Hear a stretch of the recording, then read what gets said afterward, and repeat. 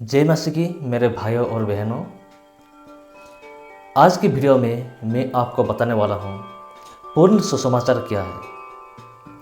जी हाँ, अगर आप एक पालक हैं या फिर सुसमाचार प्रचार कर रहे हैं तो आपको यह जानना बहुत ज़रूरी है कि पूर्ण सुसमाचार क्या है। आज की वीडियो में मैं आपको बताने वाला हूँ यह पूर्ण सुसमाचार क्या है। क्या आप सच में जानना चाहेंगे? मैं आपको बताने वाला हूँ 7 पॉइंट मैं आपको बताने वाला हूँ जो कि आपको पूरी तरह से पूर्ण सुसमाचार का नॉलेज देगा। इसलिए चलिए शुरू करते हैं। पहला पॉइंट, यीशु मसीह का अनोखा जन्म। जी हाँ, प्रभु यीशु मसीह का जन्म अनोखा था। प्रभु यीशु मसीह का जन्म एक कुंवारी के गर्भ से जन्म हुआ था। प्रभु यीशु मसीह का माता मरियम, उन्होंने शादी से पहले किसी भी पुरुष का स्पर्श नहीं किया था। है ना यह चकित करने वाला बात। उन्होंने किसी पुरुष का स्पर्श नहीं किया। उनका जन्म पवित्र आत्मा की शक्ति से हुआ था। यह था प्रभु यीशु मसीह का अनोखा जन्म। इसलिए मैं एक वचन पढ़ना चाहूँगा। लूका की किताब चैप्टर 1 वर्स 34 में लिखा है, ये कैसा संभव है क्योंकि मैं कुंवारी हूँ। मरियम ने खुद से गवाही दे रही है कि मैं कुंवारी हूँ, तो ये कैसे संभव होगा। लेकिन प्रभु परमेश्वर के पास सब कुछ संभव है और सब कुछ कर सकता है। इसलिए प्रभु यीशु मसीह का जन्म अनोखा था। और दूसरा पॉइंट, प्रभु यीशु मसीह का अनोखा काम। जी हाँ, प्रभु यीशु मसीह का अनोखा काम। प्रभु यीशु मसीह ने जब जगत में थे तो उन्होंने बहुत कुछ चमत्कार किए थे। उन्होंने जितना भी मिराकल किए थे, चमत्कार किए थे, आज तक कोई भी साधु और संत उतनी चमत्कार आज तक नहीं किया है। इसलिए मैं एक वचन पढ़ना चाहूँगा। मत्ती किताब चैप्टर 8 वर्स 16।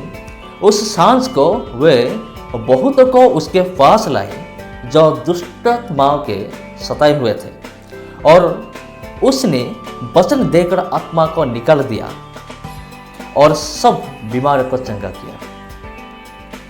वचन में साफ साफ लिखा गया है प्रभु यीशु मसीह ने अनोखा काम किया। उनके 3.5 साल के सेवाकाई के अंदर उन्होंने बहुत कुछ चमत्कार किया जो कि आज तक कोई भी साधु और संत करके नहीं दिखाया। और तीसरा पॉइंट है प्रभु यीशु मसीह का शिक्षा। प्रभु यीशु मसीह का शिक्षा इतना प्रभावशाली था, लोगों ने खाना पीना सब छोड़कर प्रभु यीशु मसीह के पीछे आ रहे थे। आजकल कलीसिया में इतना समय हम नहीं दे पाते हैं, क्योंकि जब वचन शुरू होता है तो 5 या 10 मिनट के बाद लोगों ने बोर हो जाते हैं। लेकिन एक बार सोच के देखिए, प्रभु यीशु मसीह की शिक्षा इतना प्रभावशाली था, लोगों ने खाना पीना तक छोड़ दिया। एक बार ऐसा हुआ, प्रभु यीशु मसीह के पीछे सिर्फ पुरुष 5000 प्रभु यीशु मसीह के पीछे भाग रहे थे, क्योंकि उनका वचन सुनने के लिए। प्रभु यीशु मसीह का वचन सुनते सुनते क्या हो गया, शाम हो गया। 3 दिन उनका वचन सुन रहे थे।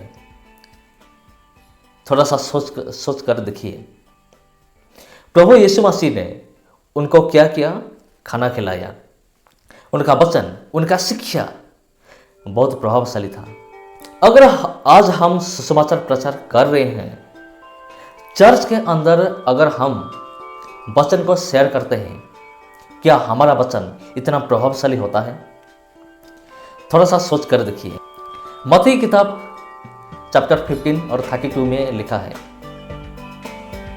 क्या लिखा है? ये लोग 3 दिन से मेरे साथ हैं और उन लोगों के पास खाने के लिए कुछ भी नहीं है। 3 दिन से मेरे साथ है, प्रभु यीशु ने खुद अपना मुंह से बोला है। 3 दिन लोगों ने प्रभु यीशु मसीह के साथ थे। तो चौथा पॉइंट, प्रभु यीशु मसीह का स्वभाव, उनका चरित्र, थोड़ा सा हम बात करेंगे प्रभु यीशु मसीह के स्वभाव के बारे में। प्रभु यीशु मसीह नम्र थे और दयालु थे। वचन में साफ साफ प्रभु यीशु मसीह का जितना भी आदेश था, सबसे कठिन आदेश ये था, अपने दुश्मन को प्यार करो। ये सबसे कठिन होता है। अगर कोई दोस्त हमारे घर आता है तो उनका हम प्यार करते हैं, वो बहुत इजी है, वो हम कर सकते हैं। लेकिन जब दुश्मन का बारी आता है तो दुश्मन को प्यार करो, ये इतना सहज नहीं है, इतना इजी नहीं है। लेकिन प्रभु यीशु मसीह ने जो कहा वो करके दिखाया है। प्रभु यीशु मसीह ने आदेश दिया, दुश्मन को प्यार करो। वही काम उन्होंने क्रूस पर करके दिखाया है। क्रूस पर उन्होंने क्या करता है, क्रूस पर उन्होंने क्या किया? जो लोग प्रभु यीशु मसीह के बारे में बुरा भला कह रहे थे, प्रभु यीशु मसीह को जिसने मारा, जिन लोगों ने मारा, जिन लोगों ने उनको परिहास किया, जिन लोगों ने प्रभु यीशु मसीह का मजाक उड़ाया, उन लोगों को वो क्या करते हैं? क्षमा देते हैं। वो क्या कहते हैं? हे पिता, तो उन लोगों को क्षमा कर, क्योंकि वो नहीं जानते वो क्या करते हैं। सच में जो लोगों ने प्रभु यीशु मसीह को क्रूस पर चढ़ाया है, उनको पता नहीं था हम जिस आदमी को क्रूस पर चढ़ा रहे हैं वो कौन है, उनको पता नहीं था। इसलिए प्रभु यीशु मसीह ने उनको माफ कर दिया और क्या कहा? हे पिता, इन लोगों को तू क्षमा। मत्ती की किताब चैप्टर 11:29 11 और 29वां पद में लिखा है, मैं नम्र और मन में दीन हूं। और लूका की किताब 23 और 34 में लिखा है, हे पिता, इन्हें क्षमा कर, क्योंकि यह नहीं जानते कि क्या करते हैं। प्रभु यीशु मसीह के स्वभाव विचित्र था, उनके स्वभाव अद्भुत था।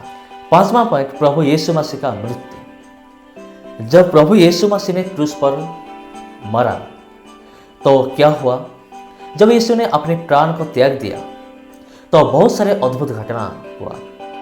यीशु की मृत्यु देखकर प्रकृति भी पूरी तरह से हिल गया। क्या हुआ था? तब तक ऐसा घटना पहले से कभी नहीं हुआ था।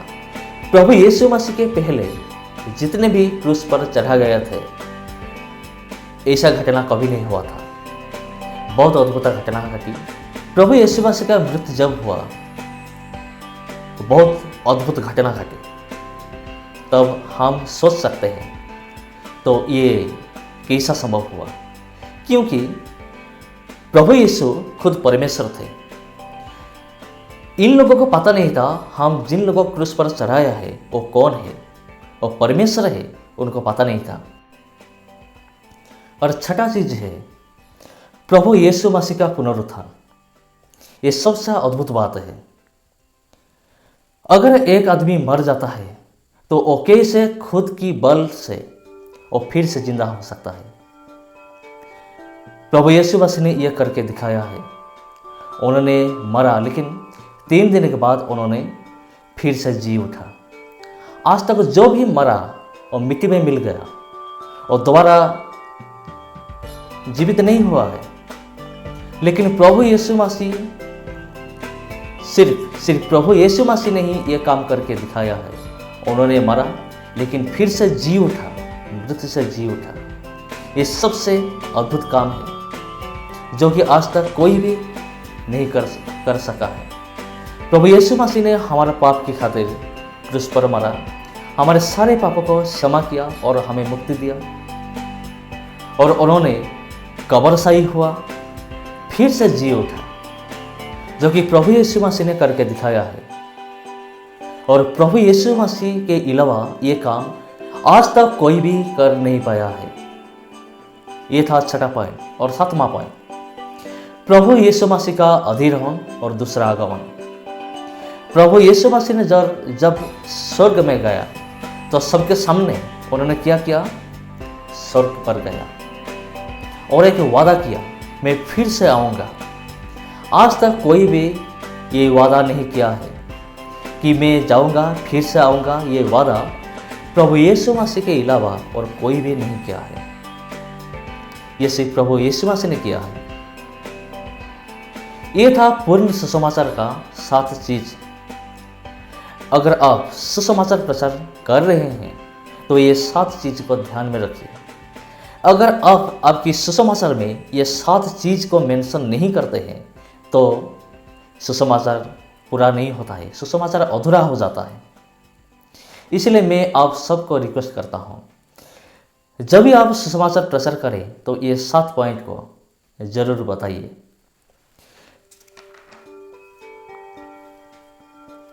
आज के लिए इतना ही, फिर से मिलेंगे और एक नया वीडियो के साथ। अगला वीडियो में मैं आपको बताऊंगा ऐसे 3 चीज जो कि प्रभु की उपस्थिति से हमें दूर रखता है। जी हाँ, प्रभु की उपस्थिति से हमें दूर रखता है, हमें प्रभु के पास जाने नहीं देता है। और 3 चीज क्या है, अगले वीडियो में मैं आपको बताऊंगा। तब तक सबको जय मसीह।